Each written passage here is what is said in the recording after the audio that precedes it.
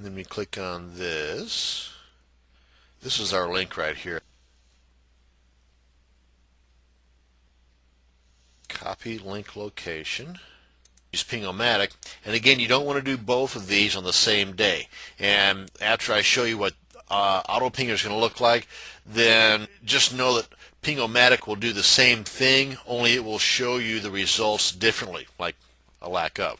In this case, under blog name, you can put whatever name you want. Put your name, put the name of your Twitter page. In my case, it's Hot Peppers or Pepper Picker. The blog homepage, what you would do here, in my case, is the http twitter.com/pepperpicker, whatever your username is, after the twitter.com. And then the RSS URL is the one that we just put in there, and the other one right here. Okay, so this one in this case would be, and then this one here, whatever. You get the idea. So the main thing though is the RSS and or the blog homepage, just so that whenever these guys submit to all of the ones you check here, then they're going to know where to send the traffic back to. Okay, so with AutoPinger, there we go. Okay, so here you can do the same thing as with Ping-O-Matic, whereas you can put in whatever title you so desire. You can put in the URL to your Twitter page, as we just did, and the feed. So let's go ahead and do that here. Let me show you where I'm getting this from, just so you know I'm not making stuff up here. let me copy this in first. This is our feed. And then we head on back here, go back a step, and right here. If you click on profile, and basically this takes us to our page where it shows just our tweets. Because if you go to home, this is going to show the public timeline, which is basically everybody's tweets that you are following. And that's not going to do you any good, because as you can see up here, that's not your URL. That's everybody's URL that you are following. So you want to go to profile, and this shows your tweets, and this is what you're wanting people to see, because as you update and provide quality content via your tweets, this is where just yours are going to show up. And of course they will also show up on the public timeline, but this is for the pinging services here. So you could just click on this and right click and then left click on copy, or a host of other means in which you can copy this, or you can just do like I just did and just type it in from memory.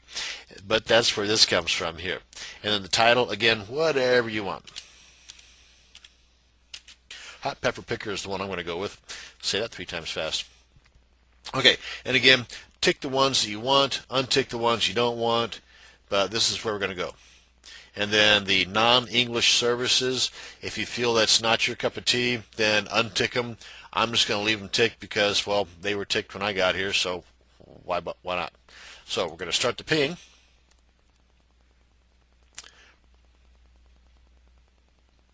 Give it a second or 3. See what has happened here. Here we go, and you can see it's still doing its thing here on some of these. As you can see, we get the OK or fail, and whenever you get the fail, then you can see that some of them are going to be a little bit different than others as to the reason why. Actually, I've never heard of this one here, but the underlying connection was closed and unexpected error occurred on a receive. So that might be, since it was not on the send, it was on the receive, it's probably on their end. Feedster unable to connect to the remote server. And a host of other reasons. Thanks for the ping. The update to Hot Pepper Picker has been updated in our database. We use parameters, yada yada yada, and so on and so forth. Okay.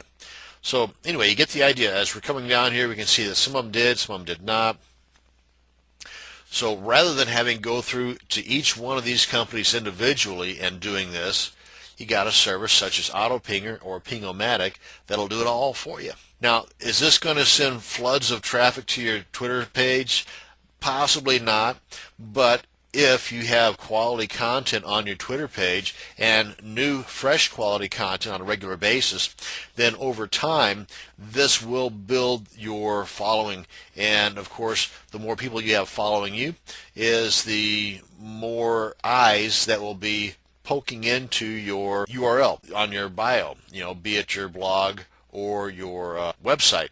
And of course, the more followers you have, every time that you post a marketing blurb, something about the upcoming launch of your new product, or you get the idea, the more people are going to be seeing it, and of course the more positive reaction into your bank account will occur.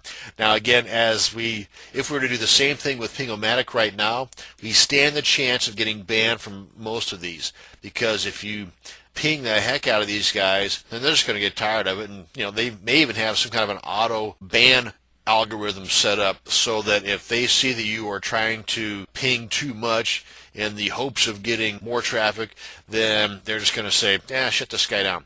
In which case, your Twitter page will be banned from all of these services that would do that. So we don't want to push that. Again, it's not worth it. This is just one additional method in which you can increase the number of followers to your Twitter page, which again, as I've pointed out, will hopefully also increase the number of visitors to your blog and or website via the URL that you have on your Twitter page. Now this is going to bring us to the end of this video on using auto ping services to increase your followers. Thank you much for watching.